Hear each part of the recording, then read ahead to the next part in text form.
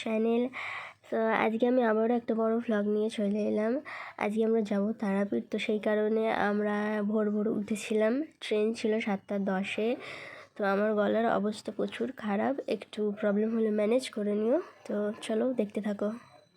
আমরা চলে এসেছিলাম দক্ষিণেশ্বর স্টেশনে। আমরা প্রত্যেকবার এখান থেকেই ট্রেন ধরি।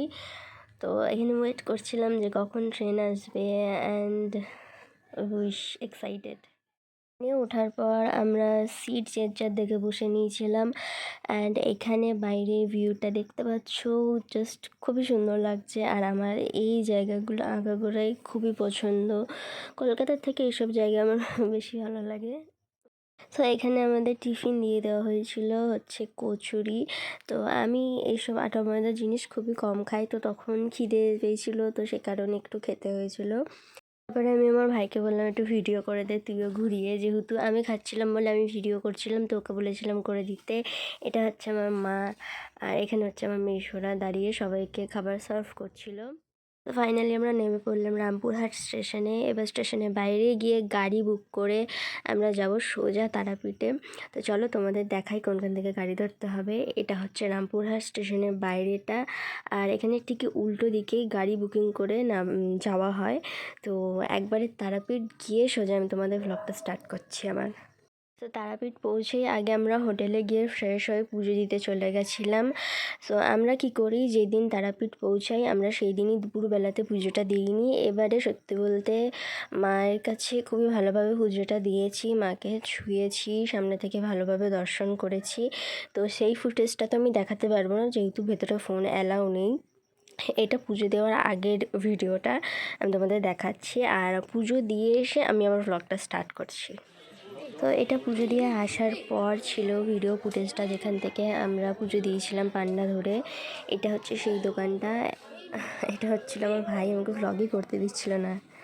পুজো দিয়ে আসার পর আমরা চলে গেছিলাম হোটেলে। হ্যাঁ, এটা সেই হোটেলটা যে হোটেলে আমরা প্রত্যেক বছর এসে থাকি, আর এটাও ওই রুমটাই যে রুমে আমরা থাকি। আমি তোমাদের দেখাচ্ছি, এটা হচ্ছে ওই রুমটাই যে রুমটা আমরা থাকি। দুপুরে খাওয়া দাওয়া সারার পর একটু রেস্ট নিয়ে সন্ধ্যাবেলায় বেরিয়ে পড়েছিলাম আমরা দোকানপাটগুলো ঘোরার জন্য আর একটু মন্দির দর্শন করার জন্য। এটা আমার মাকে বলছিলাম একটু হাই করে দিতে, ওই জন্য আরেকবার ঘুরে হাই করে দিল। সো বেসিক্যালি বেরিয়েছিলাম সন্ধ্যা আরতিটা দেখবো বলে। তো ভেতরে তো ফোন অ্যালাউ ছিল না, তাই আমি তোমাদের বাইরের দিকে দেখাচ্ছি। এটা দেখতে পাচ্ছ সন্ধ্যা আরতি হচ্ছিল তখন, এটা তখনের ছবি। তো খুব ভিড় ছিল তখন, ফোন নিয়ে ঢোকার অ্যালাউ ছিল না ভেতরে, তো বাইরে থেকেই আর কি ভিডিও ক্লিপটা নিয়েছিলাম। সন্ধ্যা আরতি হয়ে যাওয়ার পর আমরা হোটেলের দিকে রওনা দিচ্ছিলাম। তাড়াতাড়ি চলে যাচ্ছিলাম বিকজ আমাদের নেক্সট দিন ভান্ডারা দেওয়ার কথা ছিল।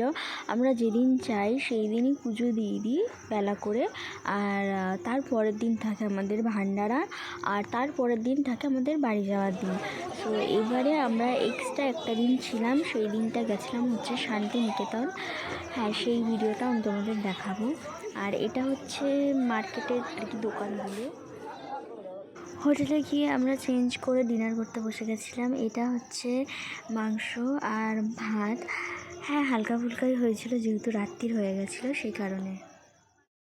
নেক্সট মর্নিং রেডি হয়ে আমরা বেরিয়ে গেছিলাম সামনাসামনি মন্দিরগুলো ঘুরতে। তো মন্দির ঘোরার পর আমরা ভান্ডারার জায়গায় যাব, মানে শ্মশানে যেখানে আর কি ভান্ডারা দেওয়া হয়। তো চলো দেখতে থাকো ব্লগটা।